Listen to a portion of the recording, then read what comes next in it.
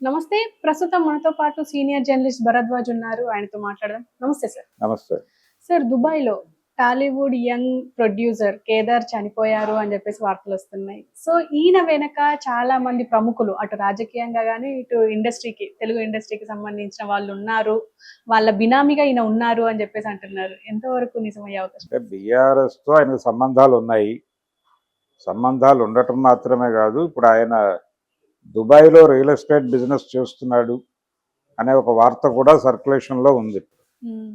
అయితే ఆయన మధ్యకాలంలో సినిమాలు తీశాడు. 'గమ్ గమ్ గణేష' ఇంకొక సినిమా.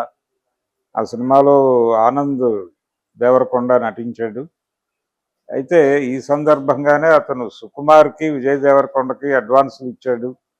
వాళ్ళిద్దరి కాంబోలో ఒక సినిమా చేయాలనే ప్రయత్నంలో ఉన్నాడు.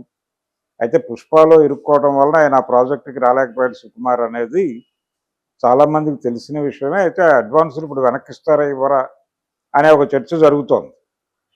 అయితే ఇక్కడ ఇతను బస చేసినటువంటి హోటల్లోనే, అంటే వీళ్ళు ఒక పార్టీకి వెళ్ళి వచ్చి అక్కడ పడుకున్నారు. ఒక ఫిలిం ఫైనాన్సర్ కొడుకు పెళ్లికి హాజరయ్యారు. హాజరయ్యి అక్కడి నుంచి ఒక పార్టీకి వెళ్ళి ఆ పార్టీ నుంచి వెనక్కి వచ్చి పడుకుని చనిపోయాడు నిద్రలో చనిపోయాడు అనేది చెప్తున్నారు. అయితే అక్కడ డ్రగ్స్ తీసుకున్నారు వీళ్ళు అనేది ఒక ఎలిగేషన్. అంటే దాన్ని ఎలిగేషన్గా మాట్లాడుతున్నారు. దీని వెనకాల ఏముంది, ఇది వేరే కోణం ఏమైనా ఉందా? ఇతను ఉన్నటువంటి అదే చోట ఒక బీఆర్ఎస్ నాయకుడు కూడా ఉన్నాడు. అతన్ని ఆల్రెడీ హోల్డ్ చేసి అక్కడ దర్యాప్తు జరుపుతున్నారు అనేది వినిపిస్తోంది. అయితే ఆయన కూడా ఒక ఓపెన్ వీడియో రిలీజ్ చేశాడు. అయ్యా నేను మణికొండలో మా ఇంట్లోనే ఉన్నాను అని మాట్లాడాడు ఆ బీఆర్ఎస్ నాయకుడు కూడా. అయితే ముఖ్యమంత్రి గారు రేవంత్ రెడ్డి గారు దీన్ని ప్రస్తావించడంతో ఇది ఒక పొలిటికల్ ఏరియాలో సెన్సేషన్ అయింది.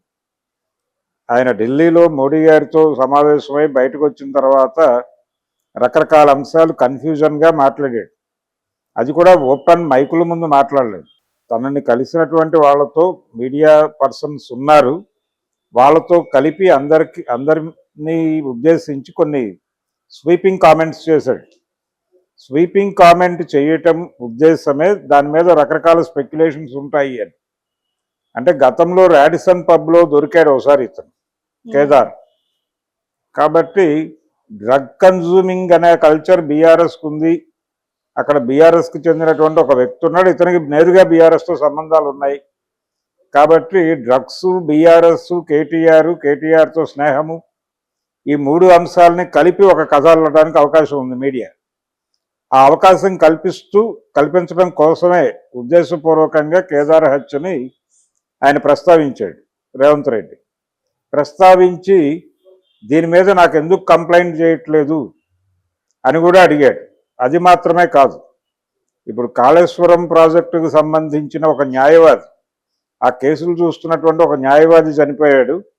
ఆ కేసు గురించి కూడా నన్ను ఎందుకు అడగటం లేదు అని అక్కడ మాట్లాడాడు ఆయన. ఇలా ఒక 2-3 హత్యల గురించి ప్రస్తావించాడు, చావుల గురించి మాట్లాడుతూ వీటన్నిటి మీద దర్యాప్తు జరపాల్సి ఉంది. అంటే కాళేశ్వరం వ్యవహారంలో ఏదో అక్రమాలు జరిగాయి, ఆ అక్రమాలు తెలిసిన వాళ్ళందరినీ చంపేసే ప్రయత్నాలు చేస్తున్నారా, అలాగే బీఆర్ఎస్ పార్టీలో ఉన్న ఇతరేతర సంస్కృతుల గురించి తెలిసిన వాళ్ళని వాంటెడ్గానే చంపేస్తున్నారా అనే పద్ధతిలో, బయట వాళ్ళకు అనుమానాలు వచ్చే పద్ధతిలో ఆయన స్వీపింగ్ కామెంట్స్ చేశాడు.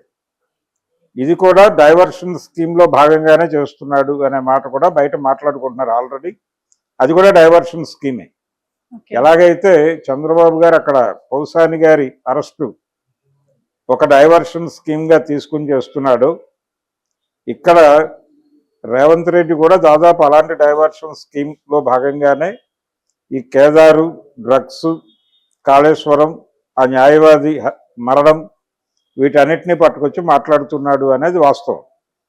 అయితే ఇప్పుడు ప్రధానంగా ఇండస్ట్రీలో, సినిమా పరిశ్రమలో అతను ఒక నిర్మాతగా కూడా ఉన్నాడు. నిర్మాతగా మాత్రమే కాదు, అతను అల్లు కాంపౌండ్తో కూడా సన్నిహిత సంబంధాలు ఉన్నటువంటి వ్యక్తి.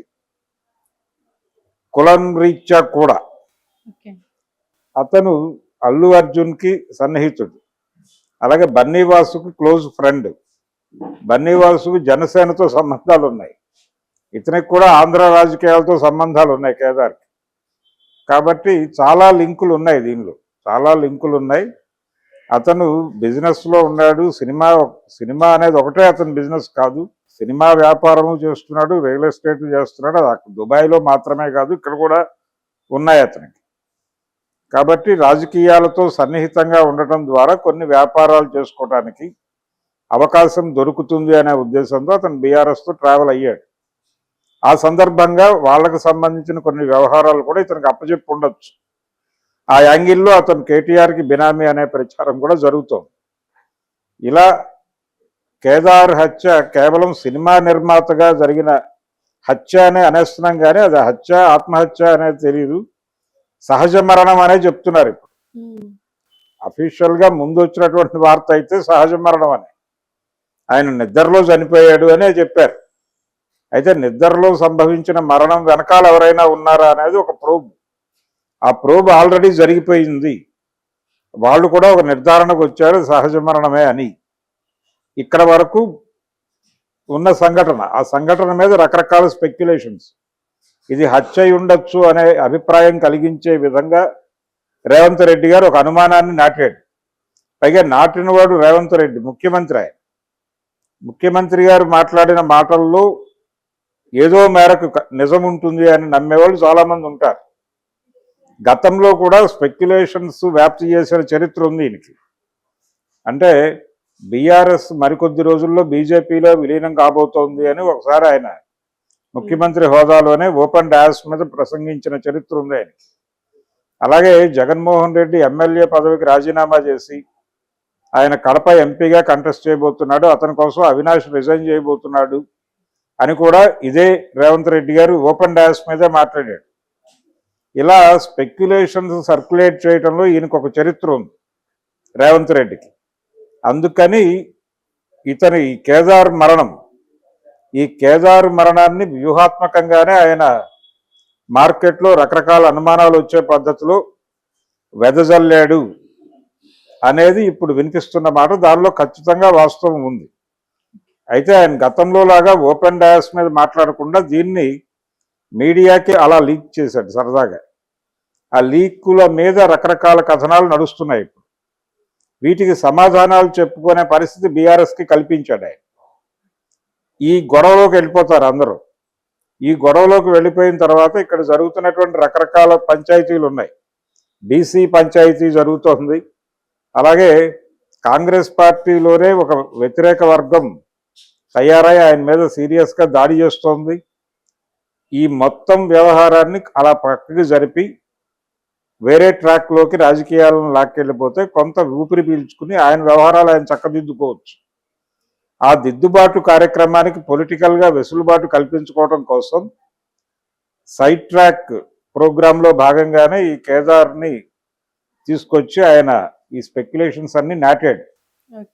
అది ఏ మేరకు ఎలా నడుస్తుంది అనేది చూడాలి. అంటే ఇప్పుడు దుబాయ్ నుంచి అలాగూ నివేదికలు వస్తాయి, కేదార్ కుటుంబం అయినా ఎంటర్ అవుతుంది. ఎందుకంటే వాళ్ళు వేరే గొడవ జరుగుతోంది ఇండస్ట్రీలో. ఇప్పుడు ఆయన అడ్వాన్సులు ఇచ్చినటువంటి వాళ్ళు ఉన్నారు. సుకుమార్కి అడ్వాన్స్ ఇచ్చాడని చెప్తున్నారు, 10 కోట్లు, చిన్న అమౌంట్ కాదు. అలాగే విజయ్ దేవరకొండకు కూడా అడ్వాన్స్ ఇచ్చారు, అదే 10 కోట్లు ఇచ్చాడని అంటున్నారు.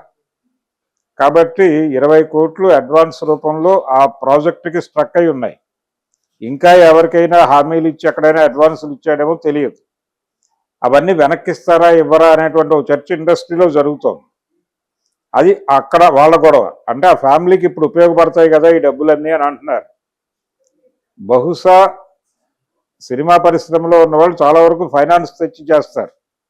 అలా ఏవైనా ఫైనాన్స్లో పట్టుకెళ్ళి ఇచ్చాడైనా ఇస్తే వడ్డీలు చెల్లింపులు గొడవ ఉంటుంది కాబట్టి వెనక్కి ఇవ్వడం ధర్మం అని చాలామంది మాట్లాడుతున్నారు. ఈ గొడవ అక్కడ జరుగుతుండగా రాజకీయపు గొడవ బయట జరుగుతోంది. అతని మరణం నేపథ్యంలో సినిమాలోను రాజకీయాల్లోనూ అతను ఒక న్యూస్ ఐటమ్గా మారాడు. కాబట్టి ఇది ఎలా పరిణమిస్తుంది అనేది చూడాలి. Okay sir, thank you. Thank you.